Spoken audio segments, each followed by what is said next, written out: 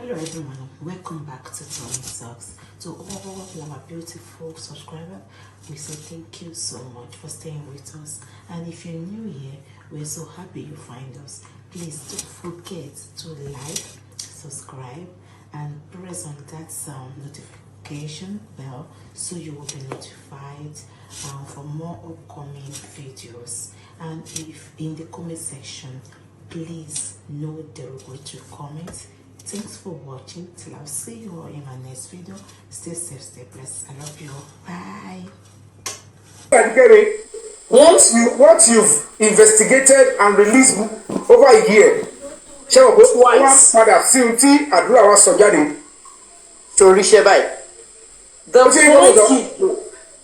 The point is this: Hadurah is a liar. He is a certified liar. There are 5 kinds of liars in the world. You have to learn the one they call pathetic liar. It's normal for them to lie all the time. A happened, they will say it's B that happened. Do you understand me? Like, for example, early this morning, Yomi, I woke up and I saw a plane crash in Philadelphia. They said the plane crashed in Northeast Philly, where my oldest son lives. They said the plane crashed into houses. Listen, and then I turned on the TV and I'm seeing a man talking to NBC News saying that all his friends are inside the mall trapped. And my son works in Roosevelt Mall as security. Autistic son, meaning my oldest one. So now, mo ti rí information méjì. Mo jìnnà sí America, mo ti rí information méjì. Ó ṣẹlẹ̀ ní Northeast Philly. Ó dẹ̀ tún àwọn èèyàn dẹ̀ wà nínú mall tó ọmọ mi ṣe ń ṣiṣẹ́. Ọmọ mi ò ń ṣiṣẹ́ ní weekday, weekend ló máa ń ṣiṣẹ́. Now, I've seen it on the internet. Now, somebody comes and tell me it was a missile. That was a missile that fell on from the sky and not a plane crash. So now, what am I supposed to do as a journalist and a mother of a child that might be in that area? The first thing you do is to go to the source. Should you hear me? In journalism, we go to the source. Can you hear me properly? Loud and clear. If I not go to the source, okay? During the pandemic, to sọ fún mi pé Abba Kyari ti kú, Chief of Staff Buhari. Ìkọ́nà ọmọ Abacha, òun ló pè mí, ó ní pé Dr. Kemi, Kyari is dead. Ṣé mo ṣe pé tí Kyari jáde, mo ní a top person in Buhari's cabinet just died of COVID. Èmi ni mo break ẹ̀ náà, gbogbo media ò mọ̀. So when I break stories, I have people on the inside. Tí bá break story tó originate láti ọ̀dọ̀ DSS, èèyàn 5 ni mo ní ní DSS, èèyàn 8 ni mo ní ní Nigerian police. These are what they call sources. The sources, you don't give their names out. The sources will remind you, Emma Darukom you, or they will give you the original names. So, for you to verify all these plane crash stories, you go to the source. I message my son on WhatsApp, are you okay? Oh, I'll repage me on Facebook, are you okay, everything?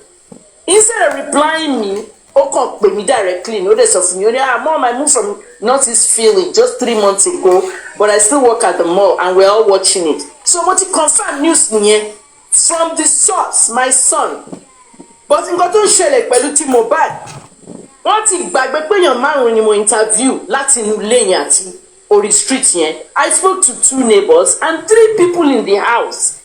Yomi, there are many people in the house that have the video of everything that happened. Báwọn people yẹn ṣe ń jà bí Mohbad àti Wunmi ṣe ń jà, àwọn èèyàn ń film ẹ̀. Ṣé bí orí interview tí mo ṣe pẹ̀lú bàbá Lọ́ba, there is almost 14 of them living in that house. There are people who are the source. Ṣé bí kan náà source ló sọ fún mi pé Ìyábọ̀ ló kọ́kọ́ débẹ̀. Tí Ìyábọ̀ wá ṣe advert pẹ̀lú Gistlover. Mo ní Gistlover pẹ̀lú Instablog Naija. Tí wọ́n ní kó sọ pé ear infection ní ta ló sanwó advert. Nígbà tí mo call Ìyábọ̀ out, àwọn fans ẹ̀ ń support ẹ̀. Orí gbogbo ní ò pé mo ti ṣe fídíò, ó ti upload sí. Tí nǹkan bẹ́ẹ̀ bá ṣe first touch, ṣé Ìyábọ̀ máa jókòó sílé á máa wò bí ọ̀dẹ̀? You know what I'm saying? Will she allow that to happen to her child? It's called obstruction of justice. Ìwọ tó bá mọ̀ pé justice, ó mọ̀ pé nǹkan kan lè cause justice to victim, or wá obstructed, you're part of the problem. Now, what I now say, that is what the mother is doing. And that is exactly. what also using Hadurah to do. Duro no, they can my daughter Tabose in a minute. So the obstruction of justice was so phenomenal because take America in case it what discuss with detectives in America, what discuss with Chris Doucette in Canada, Chris Doucette, crime reporter, Toronto Sun. Money, Chris, can you cover this story for me? Show me what media sorrow. Yomi, for a year now, Motim be international media. Ejeka sorrow pa mohbad. Most of Al Jazeera money, Ejeka sorrow pa mohbad lori stream. Teba Besori stream. Tegbe Kemi lawyer was a speaker. Yomi Fabi as a speaker. Mr. Aloba as a speaker. Te divide screen Mary. Ejeka show. You know where the problem lies? The producers cannot do the show because Wumi can sue Al Jazeera because the police has to speak first. Kotole share criminal show. Teba ma divide screen Mary. Baba Aloba, Kemi lawyer Yomi. The fourth person should be the police spokesperson. But the police has not answered all the international media, so they cannot cover it.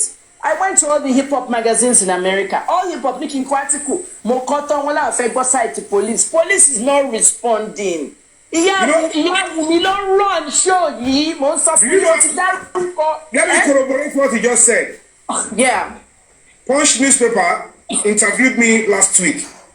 Great. I can only send you the response of the reporter. I'll send it out. Why? Because it was a comprehensive one. Right. Only our legal department is reviewing. Reviewing what? Legal department. Come about the soon one now. Let me. Okay. Let me find the way and send it out. Post it now. DM me. No, my BC. My say. Nigerians, why you're me sending that?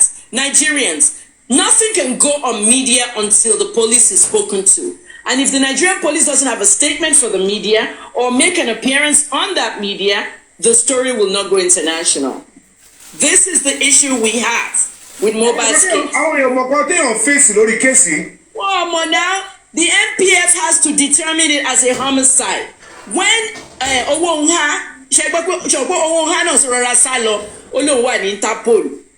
press conference, what did Owonha say? Owonha said that the case of mohbad is a homicide at the press conference. But don't buy the so your missionary press conference to introduce was in nurse at Bobo press conference here. Do you remember that Owonha actually said, I'm coming to look at that message. Good afternoon, sir. I spoke about it to my editor and he said it's still undergoing a review. Forget them. Review. It is the same thing I just told you now. Nigerians, you see the message that the Punch gave Yomi is the same message that Al Jazeera and all the other American media gave me. No, it is when it's time I'll play it for my people, they will hear. Yomi, what we have to educate the Nigerians about is how things actually work. And in the international media, it's a very big story. Now, my second degree is public relations. Journalism is my third degree, and pharmacy is my first. Looking at the PR end of it, if I were the spokesman for the Aloba family, be it the mother or the father, what we have to do is to get either a police spokesman or a police statement before we can even discuss the case. Because Wumi can actually sue. All she needs is someone like Ned Nwoko, our international lawyers, Nigeria. Put a sue at Jazeera. But until then, only carry only review time punch no so however, an investigative journalist who is independent gave her own findings. Okay? A human rights activist that owns a foundation gives his own opinion. The father of the victim, totally confused about what's what, gives his own opinion. There's somebody missing in the picture, the police. So what is now happening is there is a lot of obstruction of justice, and the mother of the victim is protecting one of the people that obstructed justice from prosecution because that person is also her son. Hadurah. Okay, ojo tabamo ipe family man shake fún yín. Bí family Olúnlọ́yọ̀ ìka tí wọ́n ṣe fún mi nílé Olúnlọ́yọ̀ tí mo change orúkọ mi tí mo move on. My father and my mother don't know where I am today. My mother is going to be 85. My father will be 90 in two months. I don't care. My siblings will want to shake for me. Because once you do not, so let me say it simply. And you come and bear, some of you out there will protect your family before you have them go to prison. That's what I'm trying to say basically. Yeah, conflict of interest, huh?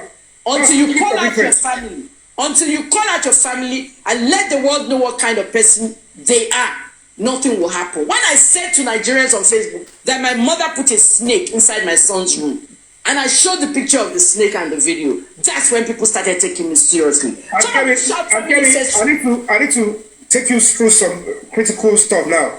Sure. So that when you respond, people can understand even better. Right. Now, look at it.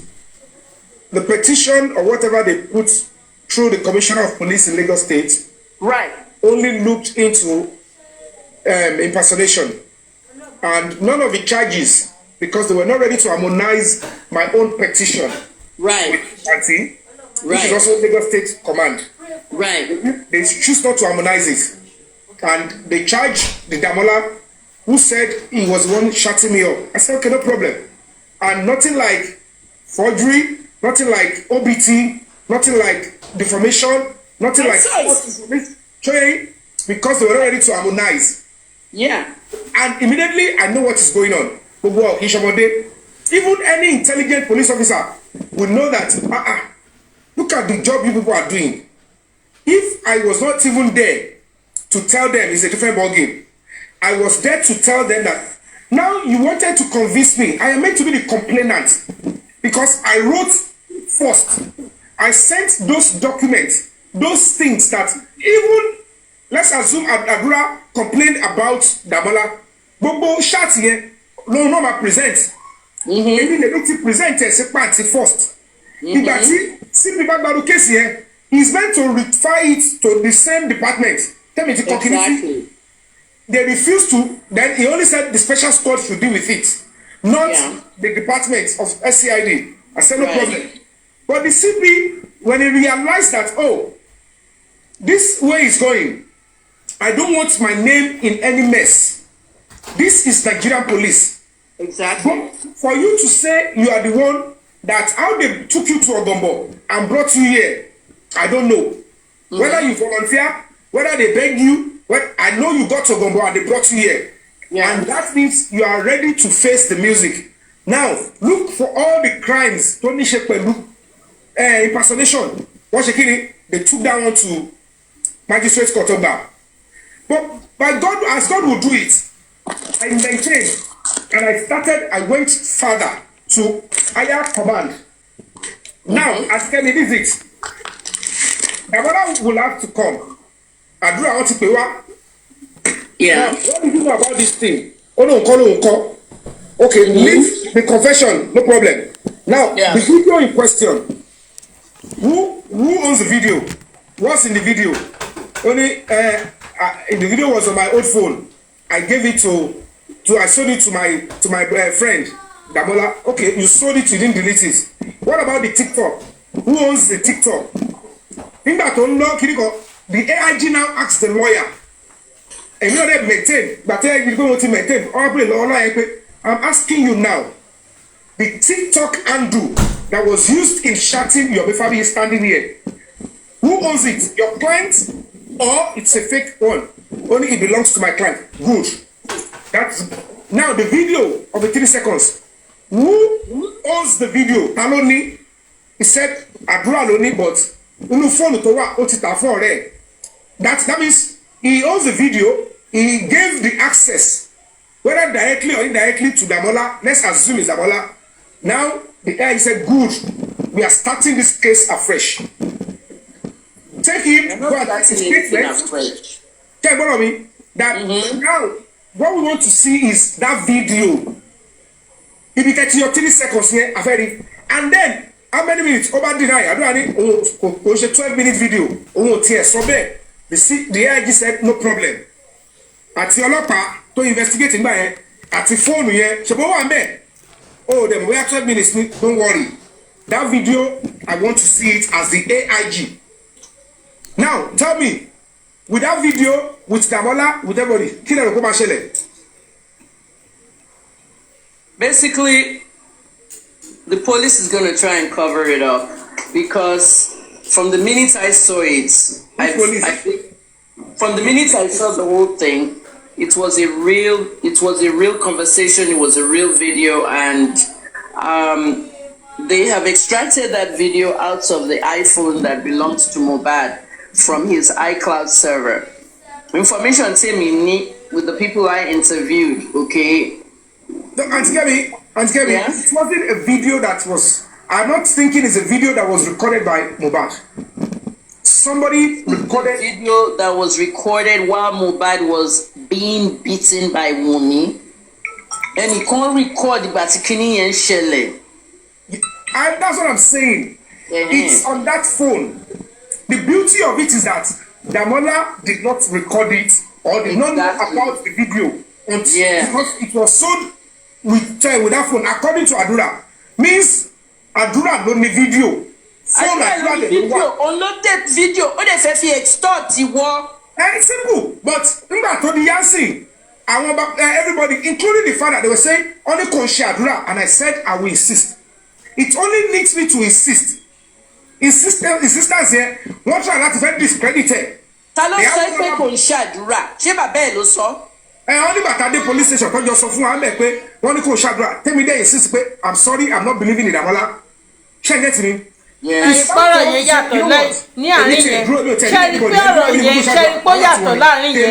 Ṣẹ́rí pọ́rọ̀ yẹn yàtọ̀ láàrin yẹn. Now that Hadurah ti wá fọ ara ẹ̀ kọ́ ọ ti drill ẹ̀ ó ti sọ ohun tó ṣẹlẹ̀ nínú ilé yẹn first.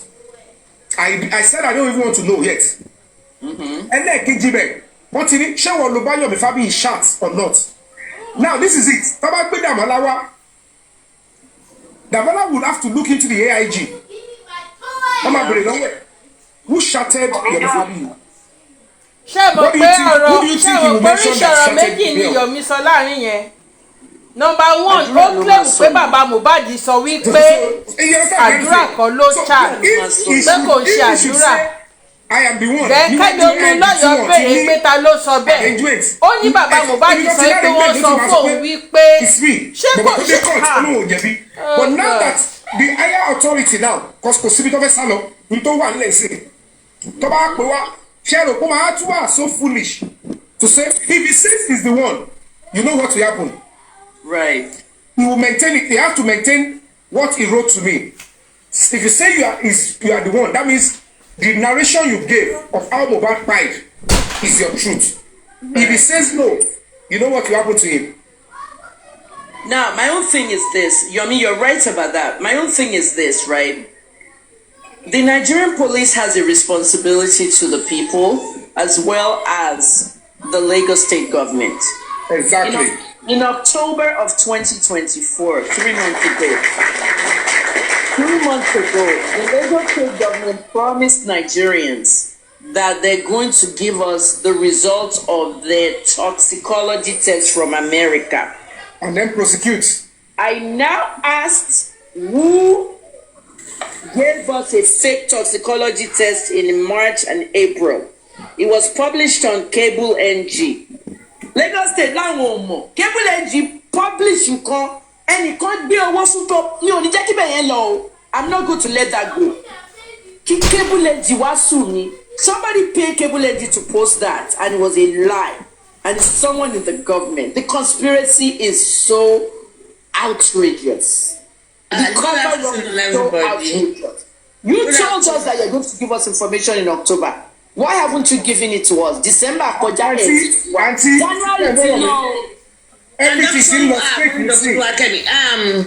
Mr. Yomi, I want you to know that we have written a letter to the DPP. Okay, can I read it to you? We have sent a petition to them. It's a waste of time. The DPP is talking rubbish. What do they have to do? No, because of this case, we don't want it to. This one, they said the lawyer. No, don't worry about this. Let me tell you, Supreme, this is how it works. The DPP is not going to investigate. They don't prosecute. We want them to take over the case instead of the magistrate. They can't take over the case. The police is the one that has to do the case. The DPP already shunned Iyabo Ojo out of the picture at one point. Let me quickly explain something to Supreme. As it is now, it is only the police that can investigate and even as a matter of fact charge to court, except the DPP. Now, if the DPP is going to charge to court, they will still rely on duplicated investigation from police. Do you understand? DPP no instigating coroner inquest. It is under them. Ministry of Justice. Do you understand now? So, the defendant's lawyer, Mr. Olowu Akindele, the defendant's lawyer, he said that the boy is going to do a public apology. Who is the defendant? Supreme dúró náà Yomi wọn náà dúró ẹ jẹ́ kí sáré sọ nǹkan kan. Yomi mo fẹ́ kí Supreme ka lẹ́tà yẹn fún gbogbo èèyàn. The reason tí mo ṣe fẹ́ kó ka lẹ́tà yẹn jáde ni pé ní November tèmi parí investigation tèmi send ẹ̀ sí ọwọ́ Nha àtàyílára late Ayílára. Do you know what the DPP said? They wanted them to kick Iyabo out of the whole investigative journalist role that she did. The DPP told the police to kick Iyabo out. So when Iyabo said, nígbà o, guess what? The police told Iyabo, the case is closed here. It's no longer in our hands. It's in the DPP's hand. Now that you say that the case is in the DPP's hand in November, what the fuck is the DPP doing? Supreme Not in November. We just wrote the letter. We just sent the letter to Supreme them. Because we have to continue going after them. Your missionary continue to try to bring out. Because everyone being back to suffer, Iyabo pé kò sí case bíbá ẹ̀mọ́ àti gbé lọ sọ́dọ̀ DPP. Láti November, kí ni November 2023. I can promise you. Emile promise you this one will be November 2023 lèmi sọ yìí o. November 2023 ní case ti lọ sọ́dọ̀ DPP 1 year. There is no new lead. Let letter out. We have to continue going after them. Let me explain to you, Auntie. You need to hold on for me. The police at that time, they have right to say we have concluded our investigation because there is no new lead. They've interviewed, they've investigated to an extent. So, but of course, it is the law.